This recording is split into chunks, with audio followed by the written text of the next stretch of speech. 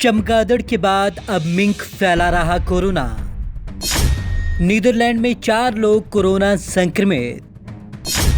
नेवले जैसा दिखता है उदबिलाव। डच सरकार ने की संक्रमण की पुष्टि। WHO ने भी कहा यह मुमकिन। अब तक ये माना जा रहा था कि कोरोना वायरस चमगादड़ों से इंसानों में फैला है। कम से कम चीन और WHO का तो यही कहना है। लेकिन कोरोना वायरस अब केवल चमगादड़ तक ही सीमित नहीं रह गया, बल्कि अब ये दूसरे जानवरों से भी इंसानों में फैल रहा है। नीदरलैंड में मिंक से फैला कोरोना वायरस। दक्षिणी नीदरलैंड में मिंक फार्म में 4 कर्मचारी कोरोना वायरस से संक्रमित पाए गए हैं। इसके बाद हॉलैंड में मिंक के ट्रांसपोर्ट पर प्रतिबंध लगा दिया गया है। विश्व स्वास्थ्य संगठन के अनुसार यह संभवतः जानवरों में इंसानों में कोविड-19 के संक्रमण का पहला मामला हो सकता है। हालांकि WHO ने अब तक इसकी पुष्टि नहीं की है। डच सरकार कर चुकी है पुष्टि। डच सरकार ने कृषि मंत्रालय के प्रवक्ता ने मिंक के संपर्क में रहने वाले 4 कर्मचारियों की कोरोना पॉजिटिव होने की पुष्टि की थी। हालांकि 4 में से एक कर्मचारी को लेकर विशेषज्ञों को संदेह है कि उसे मिंक के माध्यम से ही संक्रमण हुआ है। मिंक से मिले थे कोरोना के लक्षण।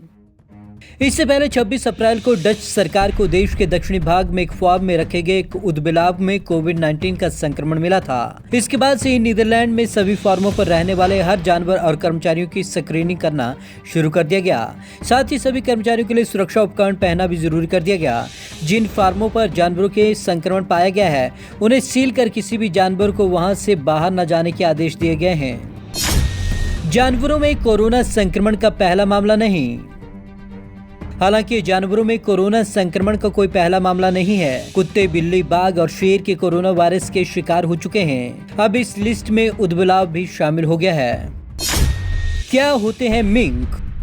मिंक दिखने में नेवले जैसा लगता है। इसे उदबिलाव भी कहा जाता है। इसकी लंबाई करीब 30 से 50 सेंटीमीटर होती है। इसकी लंबाई में पूंछ शामिल नहीं है। मिंक की पूंछ 13 से 23 सेंटीमीटर लंबी होती है। एक मिंक का वजन लगभग 2 किलो होता है। फर फार्म इंडस्ट्री तहत बड़े पैमाने पर मिंक को पाला जाता है। फर फार्म इंडस्ट्री यानी कि यहाँ जानवरों को पालकर उनकी छाल, रोएं को बेचकर व्यापार किया जाता है। जंगली मिंक अधिकतर पानी के स्रोत के पास पाए जाते हैं। मिंक को जहाँ पाला जाता है उसे मिंक फार्म कहते हैं। फूड चेन का अहम हिस्सा होते हैं मिंक।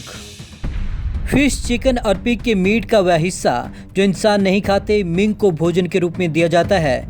यही वजह है कि मिंक को फूड चेन का अहम हिस्सा भी माना जाता है।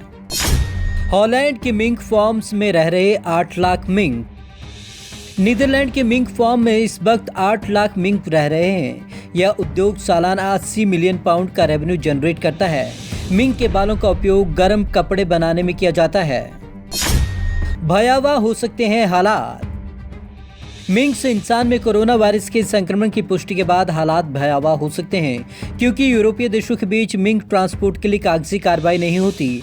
ऐसे में संक्रमण की पुष्टि होने पर यह जानकारी जुटाना मुश्किल हो जाएगा कि किन किन स्थानों पर मिंक भेजे गए हैं। पूरा शरीर इंसानों को समर्पित कर देते हैं मिंक। न केवल फर, बल्कि मिंक अपने शरीर का एक एक हिस्सा तक इंसानों को समर्पित कर देते हैं। फर के उपयोग के बाद मिंक को एक बॉक्स में रखा जाता है, जहां उसे कार्बन मोनोऑक्साइड पॉइजन दिया जाता है। इससे उन्हें नींद आती है और कुछ ही देर में मिंक मर जाते हैं। मरने के बाद हड्डियों सहित मिंक का शरीर बायोफ्यूल बनाने के काम आता है। कई देश फर फार्मिंग पर लगा चुके बैन। कई देश फर फार्मिंग पर प्रतिबंध लगा चुके हैं। सबसे पहले यूके ने साल 2000 में इस पर प्रतिबंध लगाया था। ऑस्ट्रिया ने 2004 में यह कदम उठाया। 2017 में भारत ने मिंक और फॉक्स जैसे जीवों को निर्यात पर प्रतिबंध लगा दिया। हॉलैंड में मिंक फार्मिंग पर प्रतिबंध को लेकर 2013 में कानून बन चुका है।